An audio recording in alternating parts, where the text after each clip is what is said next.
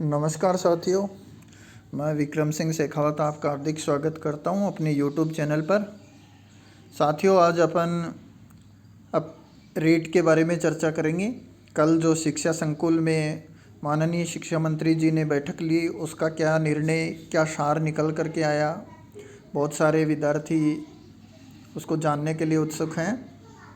तो इसमें साथियों, सबसे पहले रीट में जो मुख्य बात है वो ये है कि अब 2 की जगह 1 ही पेपर होगा। और इसमें कॉमर्स के छात्रों को भी मौका मिलेगा। कॉमर्स के जो स्टूडेंट हैं उनको एसएसटी के तहत शामिल किया जाएगा। शिक्षा मंत्री डोटासरा ने विभाग के साथ में बैठक की। रीट में अब 2 की जगह 1 ही पेपर होगा और कॉमर्स के छात्रों को भी रीट में मौका मिलेगा। पहले सिर्फ साइंस और आर्ट्स के छात्र ही इसमें शामिल हो सकते थे। अब रीट में दूसरी समीक्षा की गई है आरक्षण संबंधी। जो ईडब्ल्यूएस का नया प्रावधान है उससे रखने, एक ही पेपर कराने और इसका पाठ्यक्रम संबंधित बहुत सारे मैसेज आ रहे थे। तो वो मैं बता दूं आपको साथियों, अब पाठ्यक्रम चेंज हो गया है। तो जो एनसीटी का पाठ्यक्रम है, एनसीटी के पाठ्यक्रम के अनुसार ही परीक्षा होगी। अब जो नई बुक्स लगी हैं उनकी तैयारी करते रहिए, उनसे तैयारी कीजिए आप, उन्हीं में से पाठ्यक्रम आएगा। कॉमर्स के विद्यार्थियों के लिए भी परीक्षा में अवसर की सिफारिशें रखी गई हैं।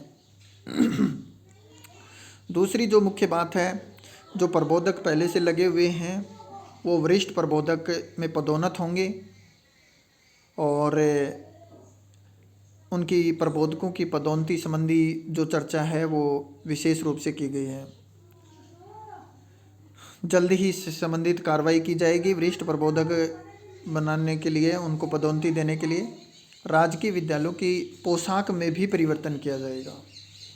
ये भी बात भी कल रखी थी। राजकीय विद्यालयों की जो पोशाक है उसमें भी चेंज किया जाएगा।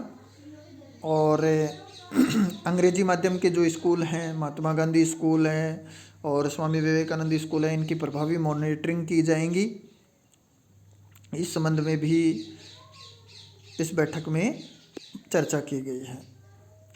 तो इसकी मुख्य बातें यही थी। दूसरी बात ये थी कि इसमें जो कैटेगरी है रीट में, विकलांग है, विकलांग, महिला, परित्यक्ता, ये जो 8 श्रेणियाँ ना, इनको ज़्यादा वरीयता देने के लिए रखा गया है पेपर के अंकों के आधार पर। और इनकी अभिशंसा उन्होंने पंचायती राज विभाग को और मुख्यमंत्री को भिजवा दी है। उन्होंने कहा है कि परीक्षा में वाणिज्य विषय के विद्यार्थियों को भी सामाजिक विज्ञान के अंतर्गत सम्मिलित किया जाएगा। अगली मुख्य जो बात है वो है इसका जो अनुपात है 70-30 का, 70-30 का जो अनुपात है वो चेंज थोड़ा कम किया जाएगा। यानी इसमें क्या होता था, जो ग्रेजुएशन है वो अलग अलग कॉलेज से लेकर के जो अलग अलग जो विश्वविद्यालय हैं उनके अनुसार लिए हुए हैं, तो उनमें बच्चों में डिफरेंस है। तो उसको कम किया जाएगा, उस वेटेज को, इस 30 वाले वेटेज को कम किया जाएगा और इसको बढ़ाया जाएगा 70 वाले को। इसीलिए आप परीक्षा पर ज़्यादा फोकस रखिए। अब इसको कम करके इसको ज़्यादा वरीयता दी जाएगी 70 वाले को। तो आप अपनी अच्छी तैयारी कीजिए। ये नहीं सोचना है कि भाई मेरे नंबर कम है, 30% का वेटेज अब वो कम हो जाएगा। और साथ ही स्थानांतरण नीति भी शिक्षकों की, उससे संबंधित भी बातें हुई हैं। कंप्यूटर शिक्षकों का अलग से कैडर बनेगा। तो ये जो बातें हैं ये मुख्य रूप से निकल कर के आई हैं। यानी इसका सार यही है कि जो राजकीय विद्यालय की जो पोशाकें हैं उन पोशाकों में परिवर्तन होगा। प्रबोधक हैं वो वरिष्ठ प्रबोधक बनेंगे। कंप्यूटर शिक्षक का अलग से कैडर निर्धारित होगा। रीट में 1 ही पेपर रखे जाने की अभिशंसा की गई है। अब 1 ही पेपर रखे जाने की अभिशंसा की गई है। यानी पहले की तरह 2 पेपर नहीं होंगे, सिर्फ 1 ही पेपर होगा जो रीट का एलिजिबिलिटी वाला होता था वो। तो उस पेपर के आधार पर ही नंबर उसके आधार पर ही वो बनेगी। साथ में जो ईडब्ल्यूएस आरक्षण है उसके प्रावधान को भी रखे जाने की बात कही गई है। तो अब इसकी तिथि के बारे में बात करते हैं कि कब तक भर्ती आ सकती है। तो साथियों, आप अपनी तैयारी रखिए। जहाँ तक मेरा मानना है, ये सितंबर माह तक विज्ञप्ति आ सकती है। सितंबर माह तक विज्ञप्ति आ सकती है।